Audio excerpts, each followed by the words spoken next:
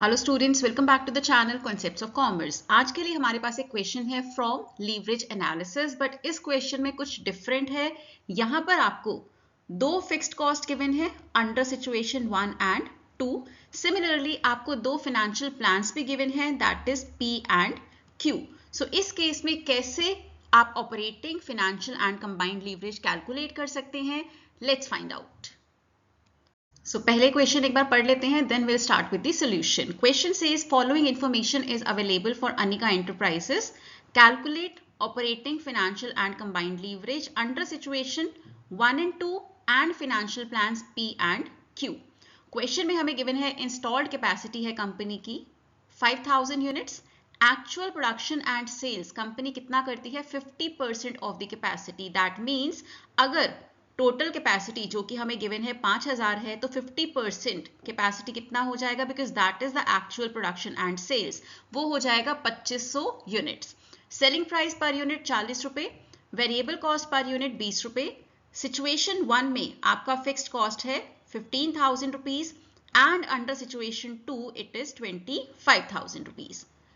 अब चलते हैं फाइनेंशियल प्लान्स की तरफ। कंपनी के पास एक फाइनेंशियल प्लान है दैट इज पी, उसमें आपके पास 12,000 रुपीज की इक्विटी है और 8,000 रुपीज का आपके पास डेट है at 20% interest rate. Q plan के अंदर आपके पास 10,000 रुपए की इक्विटी है and you have debt also of 10,000 rupees again at interest rate of 20%। So we need to have a table like this, because हमारे पास दो सिचुएशन है, सिचुएशन 1 एंड 2, और दोनों के अंदर फिक्स्ड कॉस्ट अलग है। So we will have a table like this, particulars situation 1 and situation 2। First of all we will be calculating total contribution. Contribution per unit क्या होगा, selling price per unit minus variable cost per unit. Selling price per unit है 40 रुपए, variable cost per unit है 20 रुपए। सो contribution per unit होता है 20 रुपए into output जो कि है 2500 यूनिट्स, क्योंकि we are working at 50% capacity. So 5000 का 50% होता है 2500 into 20 rupees, that is contribution per unit. दोनों ही सिचुएशन में आपका कॉन्ट्रीब्यूशन हो जाता है 50,000 रुपए। Now we need to subtract fixed cost. Fixed cost situation 1 में है 15,000 रुपए एंड सिचुएशन 2 में है 25,000 रुपए। Now when we subtract fixed cost from contribution we get earning before interest and taxes, जो सिचुएशन 1 के अंडर होता है 35,000 रुपए और सिचुएशन 2 के अंडर होता है 25,000 रुपए। अब इसके बाद क्वेश्चन में हमें दो फाइनेंशियल प्लान्स भी गिवन है, that is plan P and Q. So situation 1 के अंडर भी आपके पास दो प्लान है, that is plan P and Q. Similarly situation 2 के अंदर भी आपके पास दो प्लान्स हैं, that is plan P and Q. EBIT यहां पर लिख लेते हैं। अंडर सिचुएशन 1 दोनों ही प्लान्स में आपका ईबीआईटी सेम रहेगा, दैट इज 35,000 रुपीज। सिचुएशन 2 के अंडर दोनों ही प्लान्स में आपका ईबीआईटी सेम रहेगा, that is 25,000 rupees. Now plan P के अंदर हमारा इंटरेस्ट क्या होता है, 8,000 रुपए के डिबेंचर्स हैं एट 20% रेट ऑफ इंटरेस्ट। सो 8,000 पर 20% होता है 1,600 रुपए। सो अंडर प्लान पी जो कि सिचुएशन 1 एंड 2 में हमारे पास है, दोनों के लिए ही जहां तक हम बात कर रहे हैं प्लान पी की, interest payment will be 1,600 rupees. Plan Q में हमारे पास डिबेंचर्स हैं 10,000 रुपए का at 20% rate of interest, that means interest payment under plan Q is 2,000 rupees. Now we have EBT under plan P situation 1, plan Q situation 1, similarly plan P and Q for situation 2। सो हमारे पास यहाँ situation 1 plan P के लिए EBT है 33,400, plan Q situation 1 EBT is 33,000। Similarly plan P under situation 2 EBT है 23,400 रुपए, plan Q under situation 2 EBT is 23,000 rupees.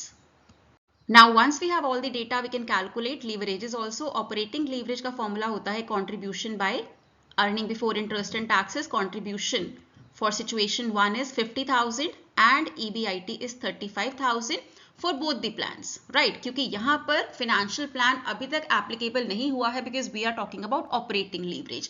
Operating leverage में हम सिर्फ बात करते हैं variable cost, fixed cost, etc. के बारे में.